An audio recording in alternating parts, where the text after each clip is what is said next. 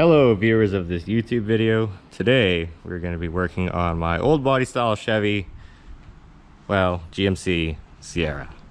So you guys might remember I did such things as replace this panel here to fix all the rust. The last video I got this tailgate from the junkyard, which is pretty good. Got a rare sticker from Rock Auto, sidebar note. Cool one.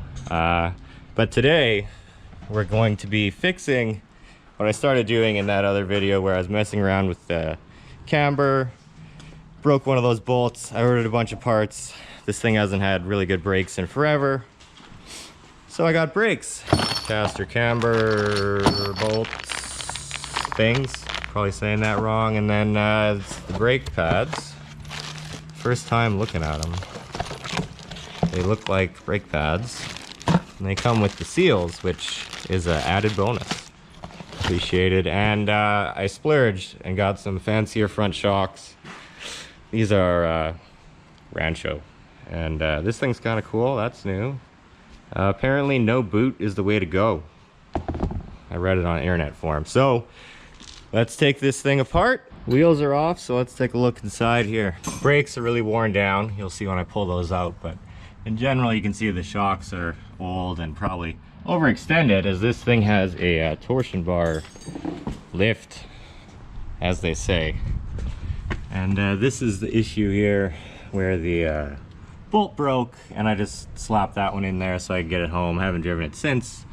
Yeah, so let's get these shocks out first, I guess. Put the shiny part on, do the brakes, and go from there. Top and bottom bolt out. They're over here. I just used a punch and a hammer to punch them through. They're 18mm breaker bar, easy peasy. So this should just come right out of here now.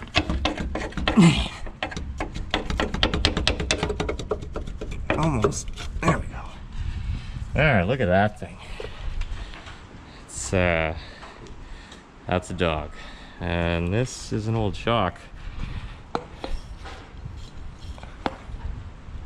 Yeah, that probably means it's no good, I guess, eh? Alright, so now it's time to jam the new one inside there. Rob gave me a hand, and literally, and was able to compress this. It was kind of tight to get in. It's tight to the control arm here. Now these brake pads, I definitely got my use out of them, as Rob was just saying. You could say there's not a lot left there. This one's even worse.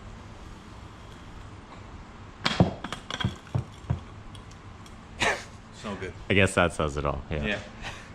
We missed Clayton and Pete on video, but they were here just eating some popcorn chickens. They're really good, actually. Rob's climbing into his engine bay, doing carburetor things. His cars are better than EFI, says two people on the internet. But that's another video. But the Sierra over here, camber is like worse than it was when I got here, because I just took a stab at adjusting it because I had it in just a little too much or whatever. The brakes probably need some fluid. Let's see, guys. This is not rehearsed. Oh, it's got fluid in there.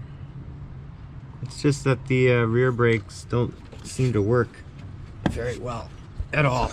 So I actually have shoes for the rear and a spring kit in case it needs any of that for the drum brakes, and wheel cylinders, so to go along with the rear shocks. So I'm gonna try and mess with this alignment right now. Rob has a alignment tool, professional, on this Joe's Racing Products deal we have here. It is hard to see, but it's at 0, so we'll call that good on this side. Of course, I just adjusted that with these eccentric bolts here, so you see how this washer sticks out more. It's eccentric, I guess, in this way, whatever you'd say. And this this actual bolt has like a flat side, so it only goes into the washer one way. So the nut here basically just loosens and tightens it, and then the bolt on the other side is what you would use to turn it and adjust this, which in turn pulls the control arm and the top of the tire in, or takes it out, which is camber. So it's zeroed out, which is kind of probably what you want. Maybe on these trucks they have some other spec, who knows, who cares. Zero's about what we want. Also, this truck had rain starting problems forever, and I figured it out. That'll be another video, but definitely one of the most interesting OBS mechanical discoveries I've discovered in my time of discovering things about OBS discoveries. Definitely got her a lot closer. It's getting dark now, so it might be harder to see, but you know, alignment is pretty good. This driveway is not level, but get the idea. So I think we're about done with it tonight. I'll continue this video maybe tomorrow when I do the rear stuff, but for now, one more finishing touch.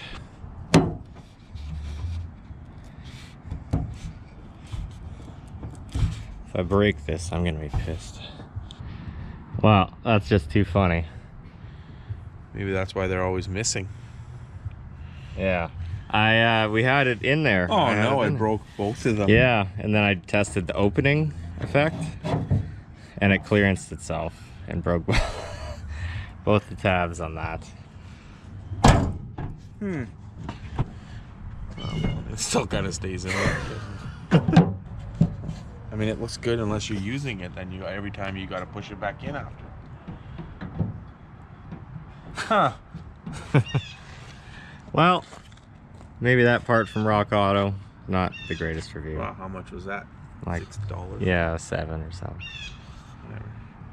You can always like glue it in. I was gonna say, clearance it and glue it in. Make it work better. Watch. See? Oh yeah.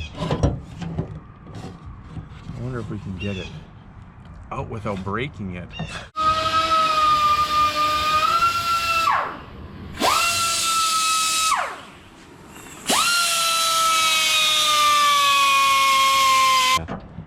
See, like now it doesn't hit it.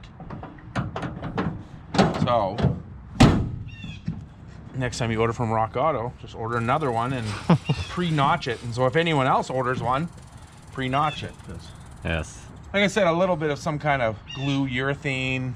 Like I said, you could drill 2 little holes and put 2 little screws in there, but I thought it was gonna be, you know, easy as putting the star on the Christmas tree, but I don't think it's gonna come off. It's still in there nice and tight. it's like anything else, needs some custom fitting. Yeah. And it's the next morning. So I got the rear shocks on. These are the old ones. You can see they're pretty, you know, old. And got the air shocks riding under here.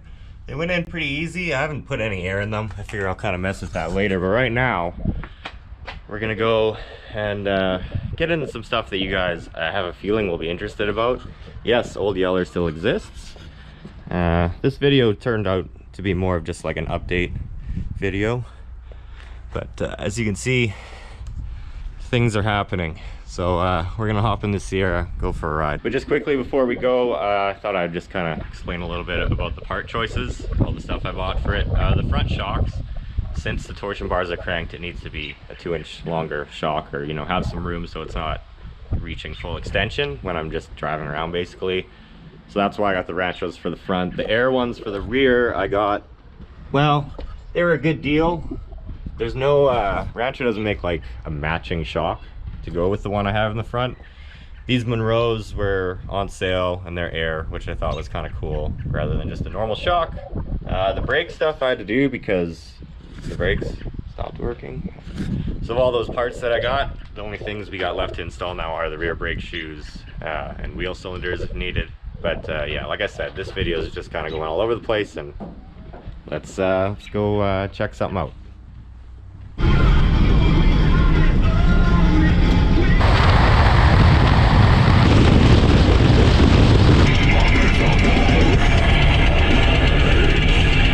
One of my favorite things to do with this truck is back roads. Basically, well, I mean, I have it because it's a daily driver, right? But like, of all the extracurricular stuff. Had to test this truck out on the back roads. This is my favorite thing to do with it, basically. It's pretty good. The shocks did make a difference. I mean, the ones that were on here were really fucking destroyed, so it's no surprise. Who's this guy? Huh. Anyways, yeah, feels great so far. So next stop, special surprise for you guys.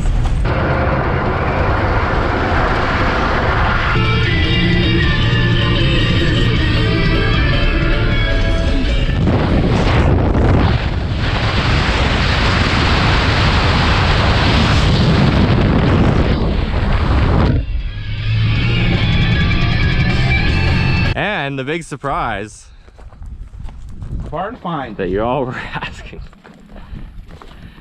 We're gonna pull the cover off, and it might be sad times. It could be heavily damaged and animal infested, and... Are you ready? Sure. You want a countdown or you want... Ta-da! How's that?